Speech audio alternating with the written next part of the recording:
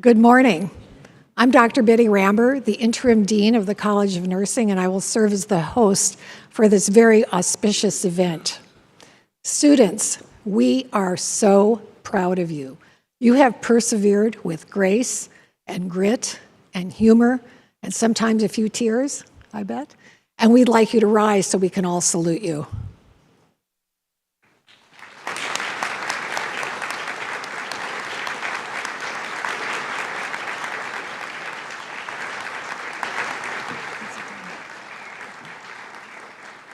You may be seated. Family and friends, we know they didn't do it alone. We know, and they know, that you also had a lot of blood, sweat, and tears into this. And so we would also like you to stand so we can applaud you. Yes, and applaud yourselves. Give yourselves a pat on the back. Yes.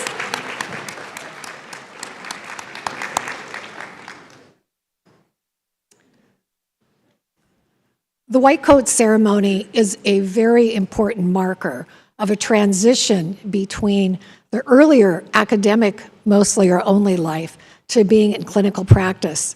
And Dr. Diane Martins will share a bit about that tradition shortly. But I'd like you to think a moment just on the very surface of what this means. You bring all your individuality and talents and your best self to this work. And yet when you don on this coat, you are you, and even better because you're part of a long tradition of healers that stretches back into time and back into the future, or into the future. And it's a very important time to think about the ethics of what it means to be a health professional. Now, I'm not going to read the whole Nursing Code of Ethics.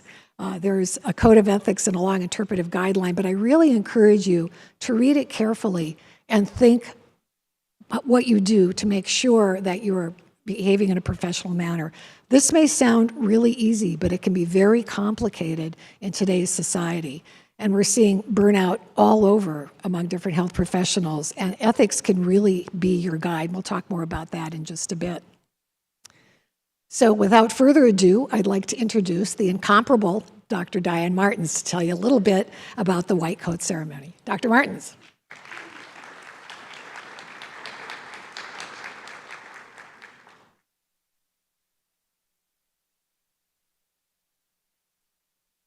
Good morning. You can hear me? Over here, okay. So what we thought we would do is talk to you a little bit about why do we even have a white coat ceremony? What's the significance? Where did it begin? So I'll go through that. It won't take very much time, but it's kind of interesting. The white coat ceremony is a milestone in your nursing education. The white coat represents the demarcation between your preclinical coursework and the phase of your education, clinical, where you will now be caring for real patients. It demonstrates your growing knowledge and evolving expertise. It stands as a symbol that distinguishes you as a member of the patient care team. And as a member of that team, it represents the trust that our patients have on you, the trust that patients across the country have on all nurses. The first white coat ceremony was established in 1993 at Columbia University College of Physicians and Surgeons through the vision of Dr. Arnold Gold. He believed that medical students should be given well-defined guidelines regarding the expectations and responsibilities appropriate for the medical profession prior to the first day of their education and training. He believed that a declaration of commitment to the tenets of the medical profession should be taken at the start of education, not at the end. Since that time, his vision has expanded to include various medical professionals, and in 2014, through the partnership with the Arnold P. Gold Foundation and the American Association of Colleges of Nursing, support was offered to establish white coat ceremonies for nurses. What started as a formal commitment to the profession has evolved to an overarching commitment to healthcare. As stated by the Arnold P. Gold Foundation, healthcare professionals in training and practice must embody a culture of respect, dignity, and compassion for both patients and other professionals. When skilled practitioners build caring, trusting, and collaborative relationships with patients and each other, the result is better healthcare decisions and better healthcare outcomes. So marking this occasion for your readiness for clinical education should also carry a reflective moment of your commitment to the practice, values, and ethical standards we as nurses have to our patients, their families, and the patient care teams. It is your public declaration that you will always prepare yourself through study and training to provide knowledgeable care and ready yourself to always uphold human dignity in all aspects of your practice. Congratulations on reaching this essential milestone, and welcome to this clinical level of your education.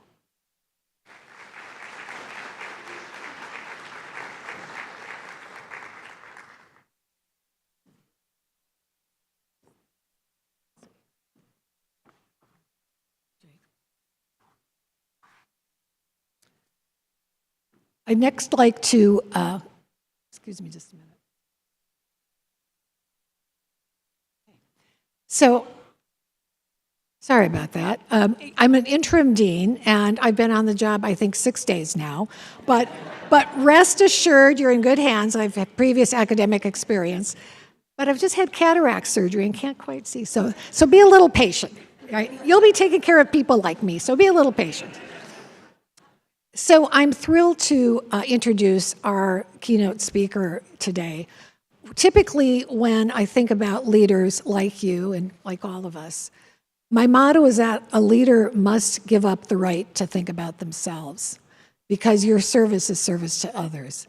And yet, at the same time, we see the limitations of that so deeply now with burnout, not just in healthcare, but airline pilots everywhere. We're a very tired society right now.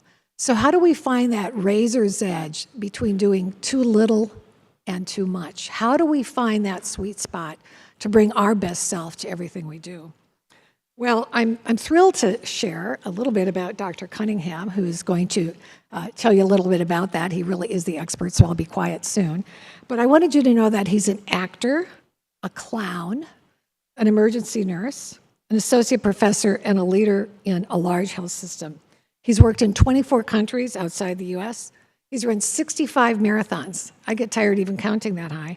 And he's done a couple of ultra marathons, plus a 100-mile run for fun and fundraising. He has a deep affinity for rubber chickens, and I think I'll have to ask him about that later. On a more serious note, his global experiences have exposed him to both extreme suffering and extreme resilience.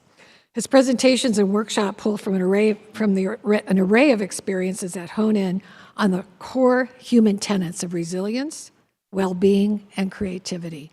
So please help me welcome Dr. Cunningham.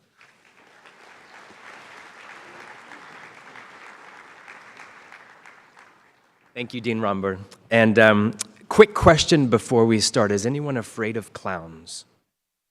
Let's be honest. Thank you for your honesty. You're in the front row. I'm not going to do anything clowny. I promise.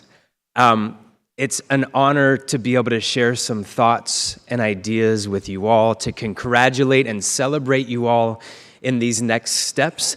And as your dean mentioned, the challenge of finding that sweet spot of always maintaining professionalism in the work you do, always maintaining a critically important sense of ethics in doing the right thing as hard as it can be and will be, and also the critical importance of making sure you take care of yourself, making sure you stay connected with your community to take care of your community so your community can take care of you, so that we as nurses can continue to give the best care on the planet. Let's be honest, nursing is the best profession on the planet. Thank you, faculty. Good morning. Have you had coffee this morning? Yeah, best profession on the planet, so welcome aboard. I actually got my start in nursing working at Hasbro Children's Hospital. Anybody spent any time there? Hasbro Children's Hospital, Boston Children's, and Yale New Haven as a professional clown. I worked with the Big Apple Circus way back in the day, and our job was to go into hospitals when invited by the pediatric patients, so those of you that hate clowns, if you're a patient, you'd be like, stay away, we would stay away. And it was our job to walk into the room when invited by the kiddo and interact and engage. And often laughter came. Often afterwards, tears came, not from the kids, but parents in the room. They would come out of the room after we'd engage with the kids in tears and often say, well, we'd first say, are you okay? And they'd say, well, we're not okay because our kid is sick and in the hospital, but we are okay. And we're crying tears of joy because this is the first time we saw our kid actually act like a normal 7-year-old when you all came in as clowns and interacted and played with them. And when I would hear those words over and over and over again as a clown, I started to realize that the best nurses on the unit also had that power. Every time they walked into the classroom or into the patient care room, every time they walked in, even if they were administrating meds that might be painful or doing a procedure that might be uncomfortable, the best nurses I worked at Hasbro Children's, Boston Children's, and Yale New Haven had that ability and power to also bring a sense of connection, a sense of love, and a sense of compassion to the patients they were treating. And because of that magic, and I do magic tricks, but I'm not going to do clown stuff, because of that nursing magic, I was inspired to go back to school to study nursing and became a nurse. And that's what brought me here today. Currently, I work in a large health system in Atlanta, Georgia, Emory Healthcare, and I'm responsible for the professional development of 7,000 nurses and also responsible for the well-being of 35,000 staff members across the board. So I want to share a couple brief ideas with you all today about how to stay well as you move through the profession. And it's really 3 quick things. To begin, I'm going to ask if you're able to raise a hand in the air. Whatever, if you got a good hand, good arm, not injured, raise it up in the air. And I'll ask you to also extend a finger at the top of the hand, preferably not this finger. This finger would be great. All right, here's the game. The goal of this game, a little bit high. Y'all, come on. Thank you.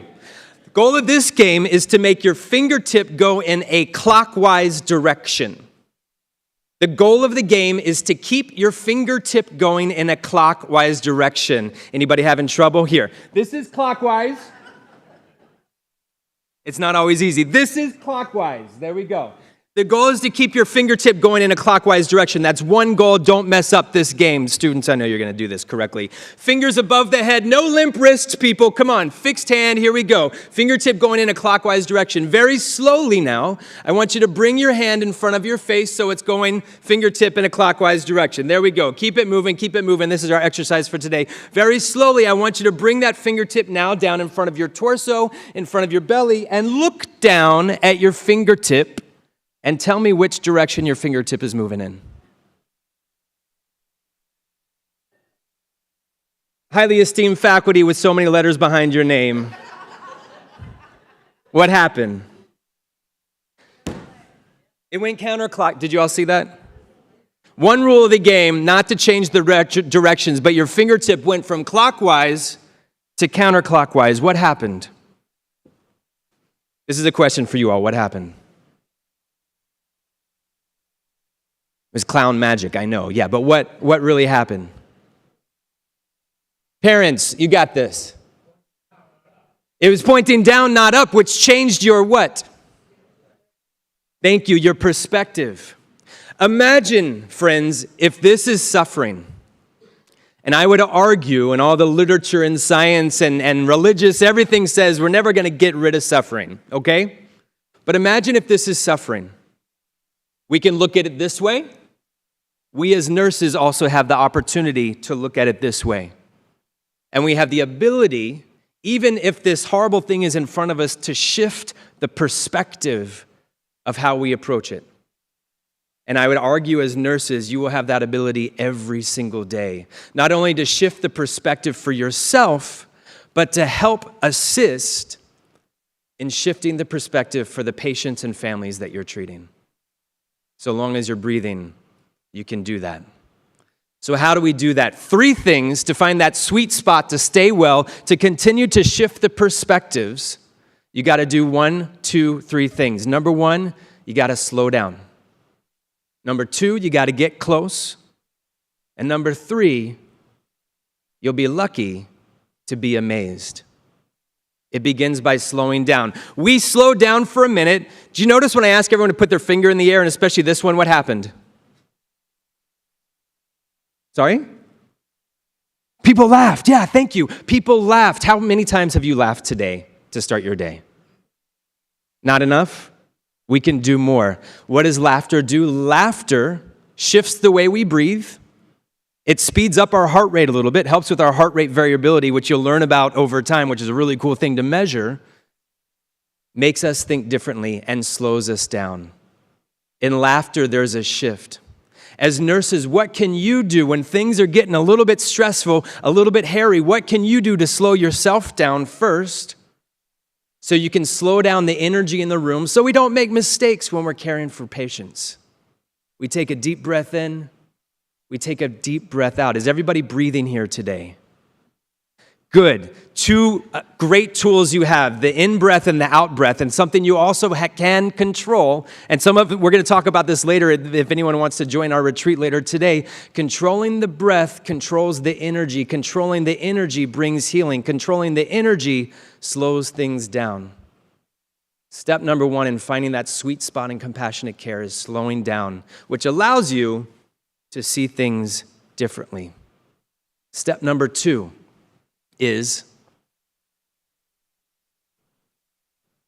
I know you're probably busy doing Wordle. Okay, I'll remind you. Step number 2 is get close. Anybody ever read the book Just Mercy by Brian Stevenson?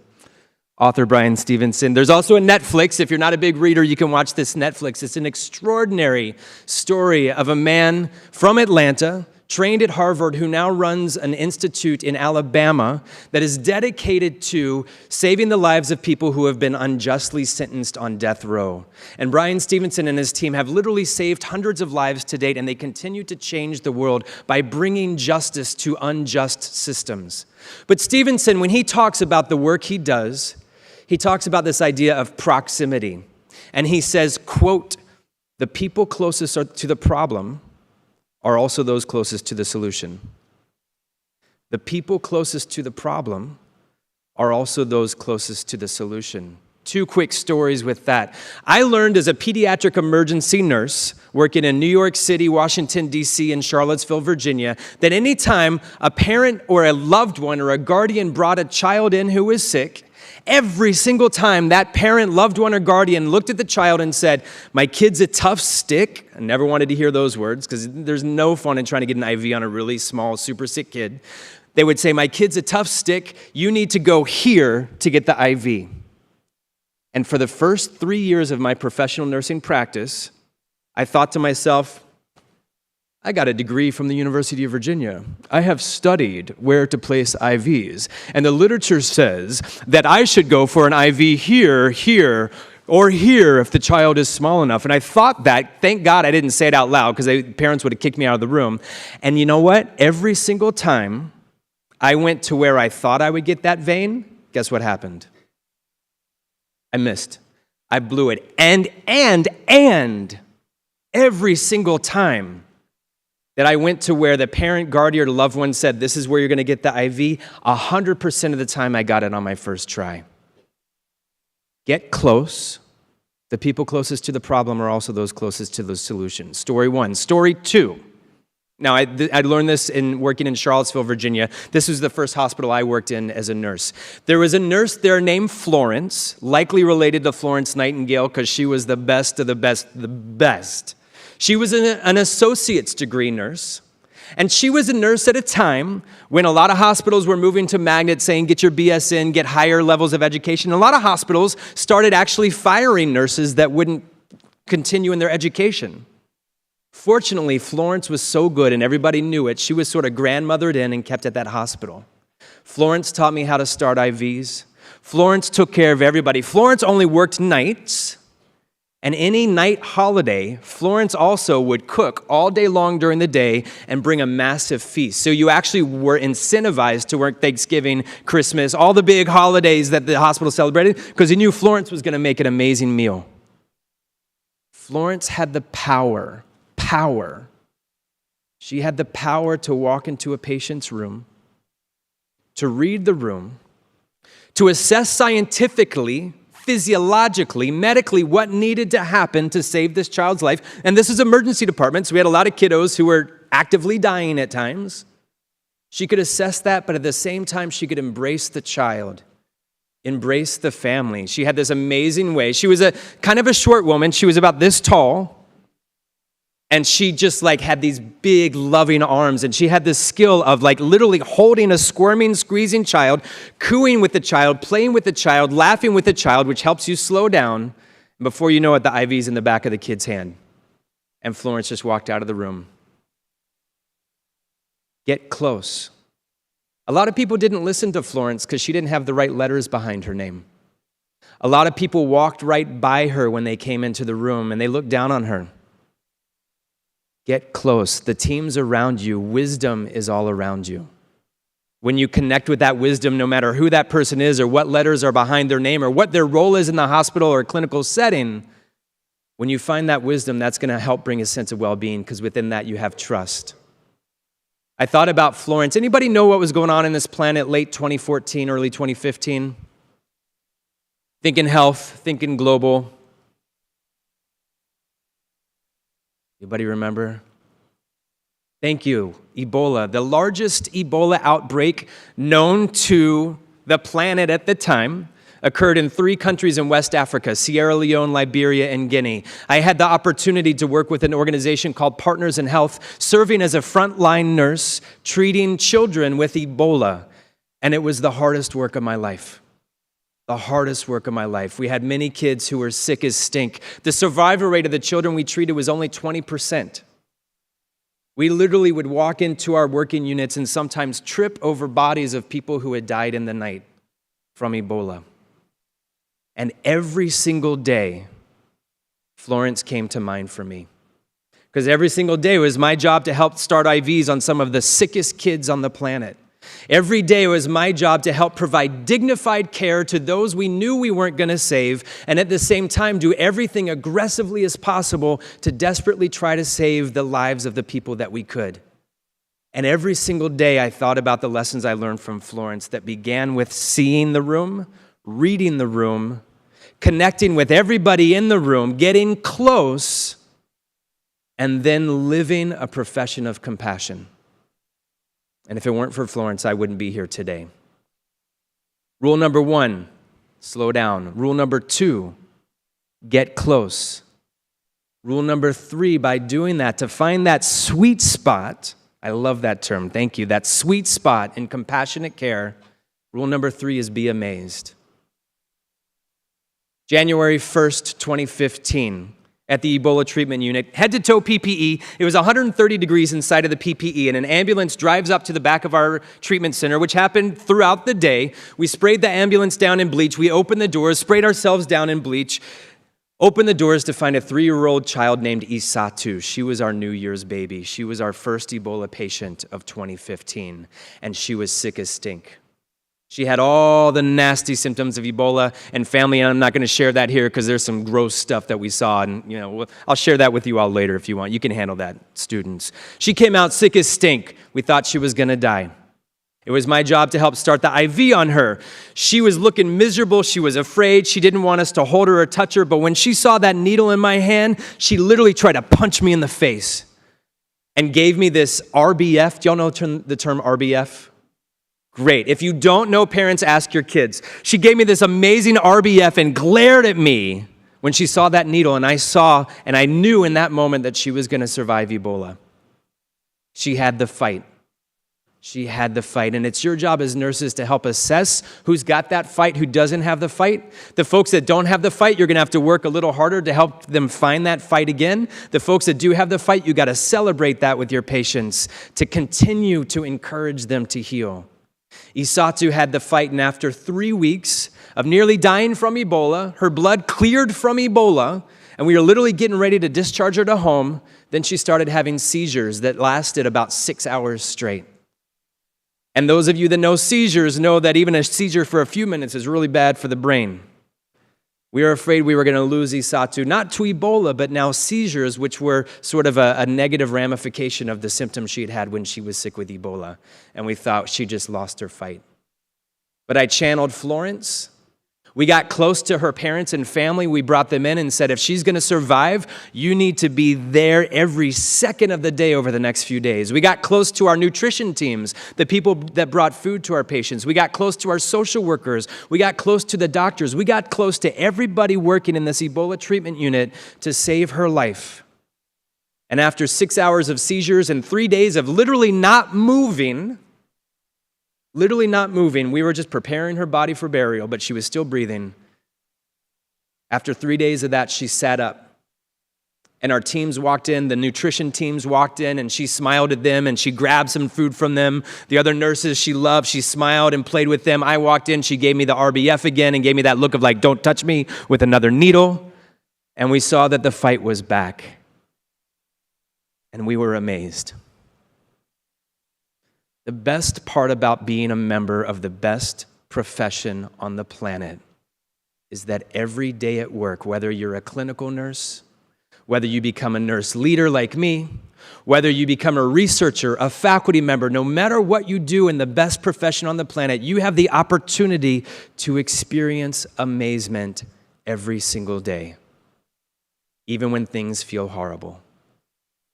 Slow down, get close, be amazed. We need you all more than ever.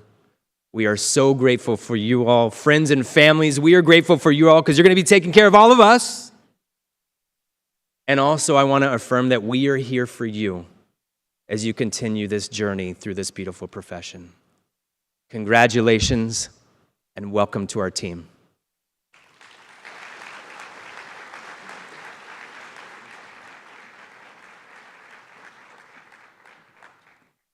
Thank you so much for those inspirational words. And as you can see, the nursing profession is so rich and so exciting. So thank you again. And I know some of you will be working the rest of the day with Dr. Cunningham, and I know you'll find it to be a very transformative experience. I'm going to introduce our faculty speakers shortly, but I first want to introduce you to the faculty. You will come to know them very well, and they will come to know you very well. And I just want to underscore that the word educate means to educe, to pull out. And the heart of baccalaureate education, as opposed to a training program, is to pull out, to liberate, so that you can really, again, be your best self. And at the point, when I was at your point, I didn't know much about nursing. I thought they wore white and work nights, which they did at the time. And now you might think they wear scrubs and work nights. And that is true. But there are so many opportunities to uncover things about yourself that you didn't know. So a common term in nursing is from bedside to boardroom. There's also enormous opportunities in administration and financing for nurses. For example, almost 70% of every dollar, 17 cents of every dollar spent in the United States is on healthcare. So don't close out those opportunities. You might work with very fragile infants to very fragile elders, or maybe your area will be health policy or payment reform, the area that I work in. So be open to discovering the many ways that nursing can serve you and you serve the world. These are the people that will help you uncover and discover those great talents. So if you'll all stand, please.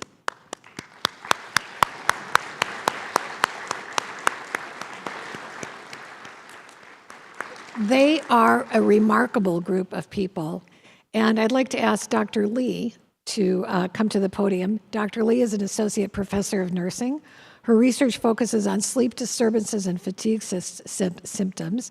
She's particularly interested in developing novel symptom management and interventions to improve quality of life and health outcomes for underrepresented populations with chronic conditions. Dr. Lee, if you'll join the podium, please. Please help me welcome Dr. Lee.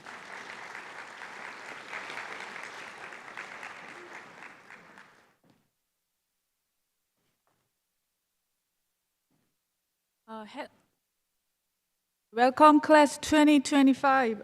As introduced by our dean, my name is Jay Lee, and I'm a faculty in the College of Nursing. I'm going to teach pathophysiology with you, and cannot wait to work with each and every one of you this semester. Let me also congratulate you to be admitted in the College of Nursing. This is a significant achievement. You made an excellent choice by choosing a nursing degree. As Dr. Collingham said, nurses are essential and vital components of the healthcare system. I am so proud every time I hear heartwarming stories of nurses. Our faculty has extensive experiences and expertise, but most importantly, we are here to help you. This is something important to remember. Your sophomore year can be challenging with a lot of exams and quizzes while you take multiple classes per semester. Here is my advice to you. Don't hesitate to ask our guidance during the semester. Do not wait until spring break or at the end of the semester, but do not hesitate to ask for help.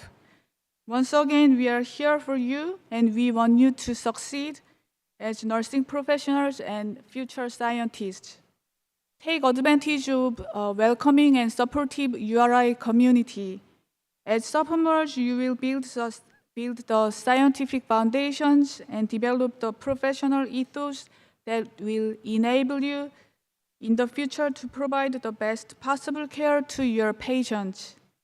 You will be exposed to and develop expertise in a number of different areas such as psychiatric nursing, oncology nursing, geriatrics, public health nursing, among others.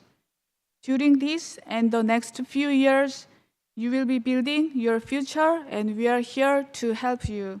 And you will have a lot of opportunity to excel. Best of luck in your first semester as nursing students, and I will see you next Wednesday in White Room 205. Thank you.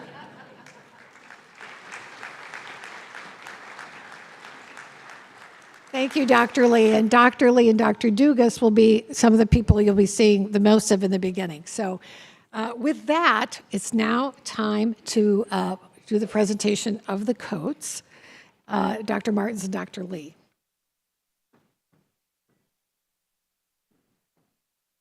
And if you'd rather do an elbow bump than a handshake with me, I'm good. I'm good.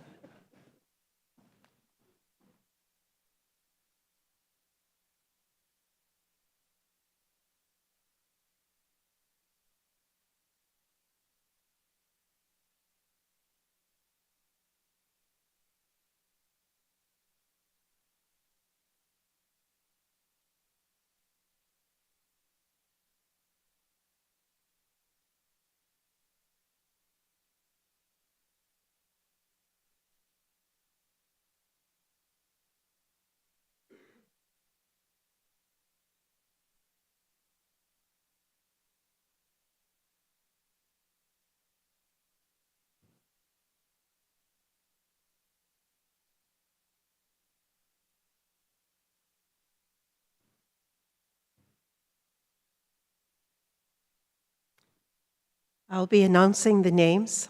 This is my first time doing this, so also be patient. So ahead of time, Julia Anderson let me know that the way we had written it on the card was not correct, so welcome, Julia.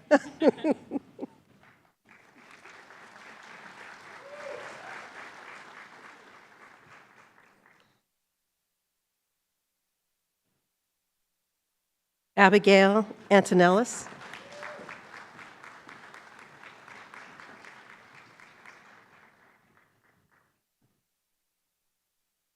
Ashley Asensina Orozco.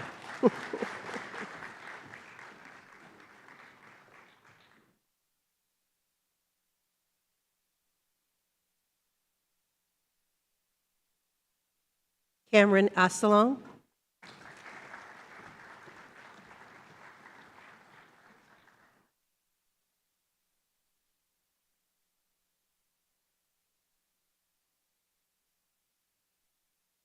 Kara Boucher.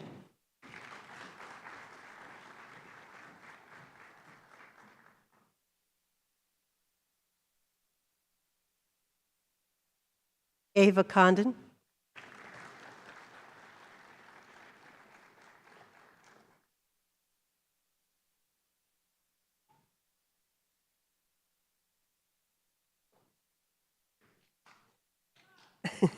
Isabel Deinstadt.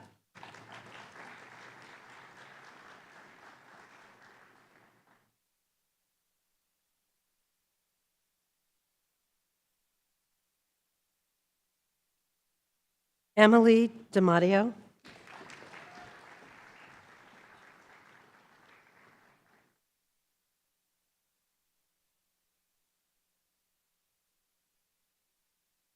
Julia Farias.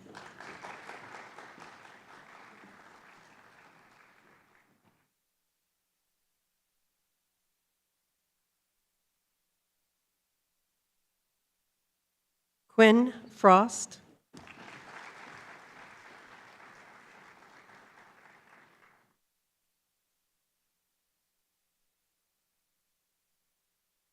Julian Greenslade.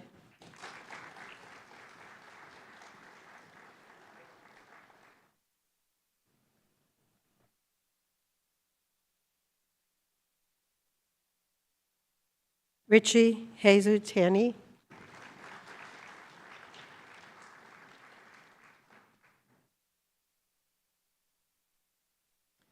Rory Hennings.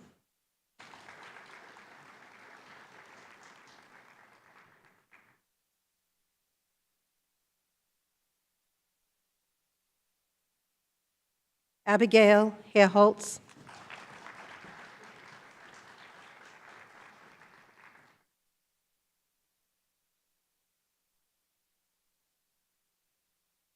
Alexia Imandi.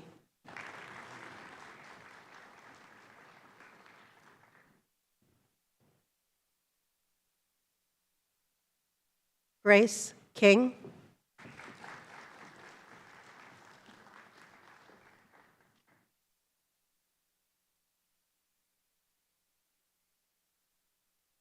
Emma Cusick.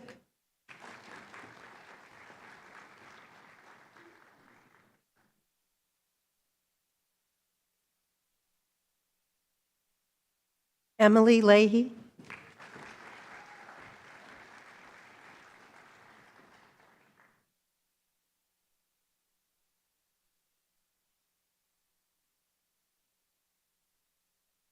Kaylee Lamero.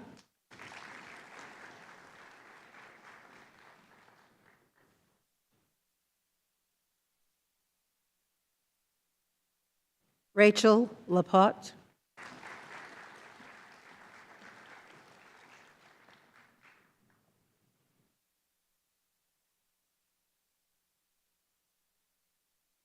Isabella Luce.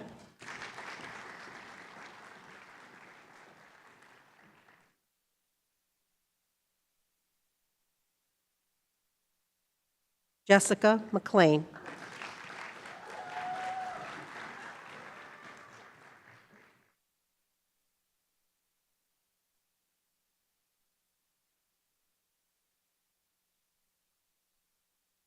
Samantha McKechnie.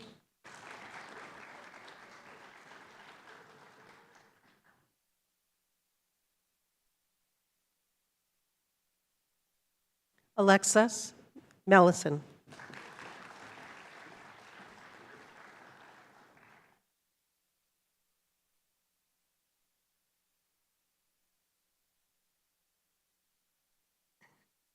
Kayla Moore.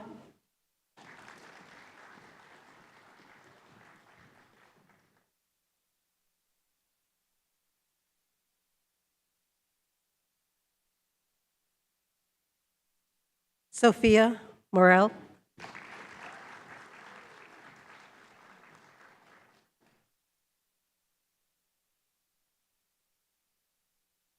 Bridget Nielsen.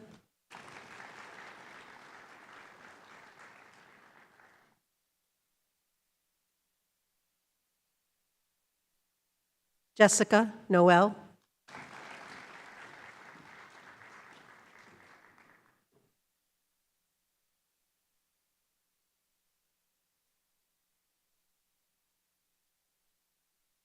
Lindsay O'Leary.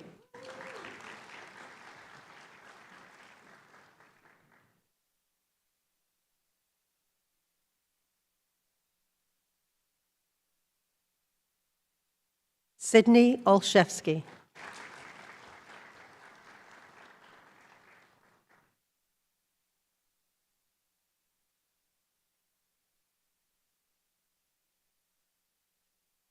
Madison Onepo.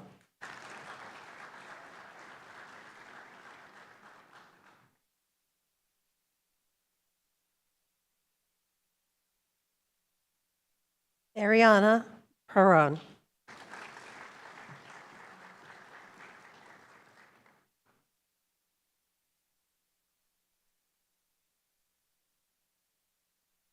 Samuel Popat.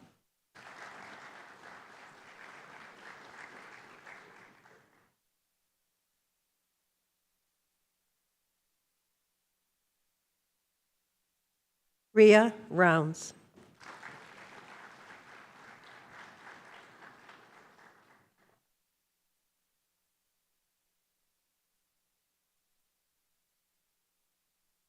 Josephine Scalatino.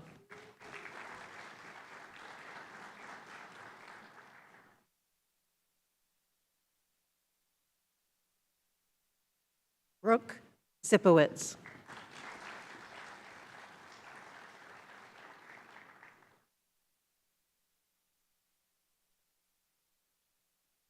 Victoria Smith.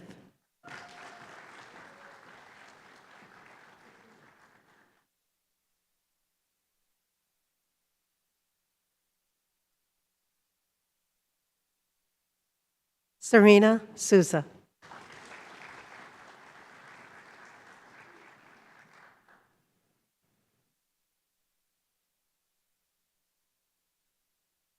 Jimmy Sullivan.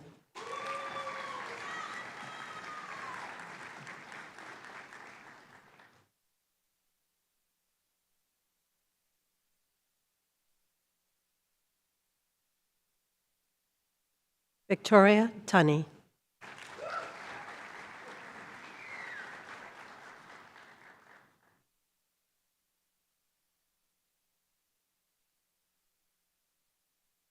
And Diana Turano.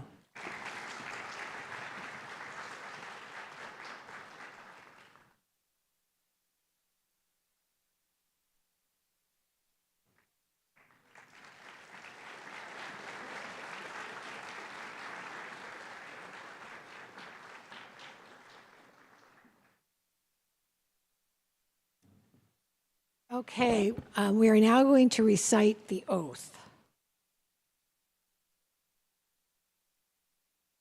So I'd ask you to stand, please. This is the student nurse oath, and so I'd like you to really slow down, read it carefully, be amazed, and get close. So I'll read a phrase and then you will follow. As a nurse dedicated to providing the highest quality of care and services, I solemnly pledge that I will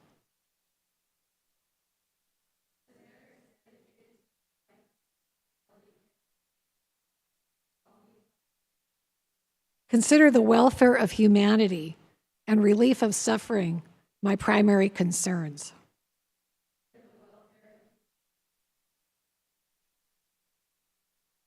Act in a compassionate and trustworthy manner in all aspects of my care.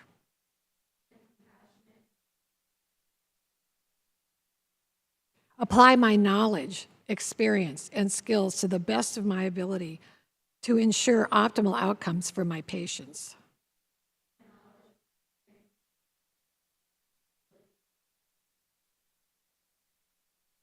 Exercise sound professional judgment while abiding by legal and ethical requirements.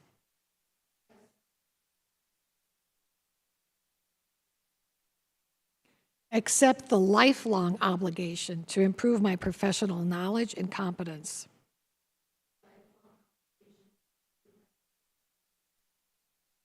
Promote, advocate for, and strive to protect the health, safety, and rights of patients.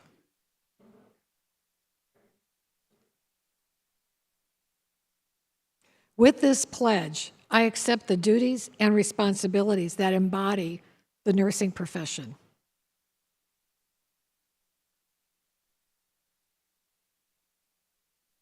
I take this oath voluntarily and with full realization of the responsibility with which I am entrusted by the public.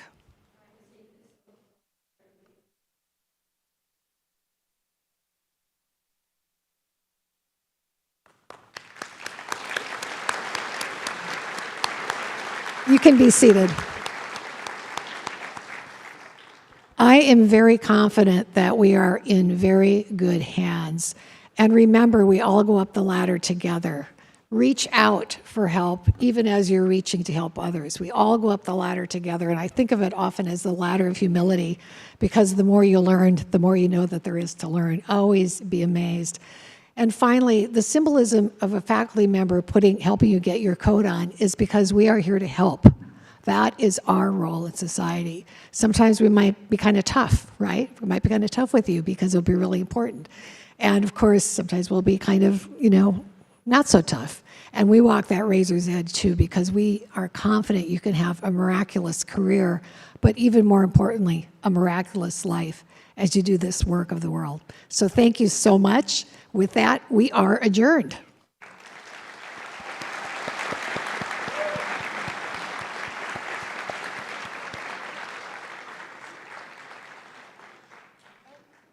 Sorry, I neglected to thank our staff, our wonderful staff who made this happen, Associate Dean Jess Post-Claire and staff. Please give them a round of applause. They make it happen. They enable us to look good every day, so thank you.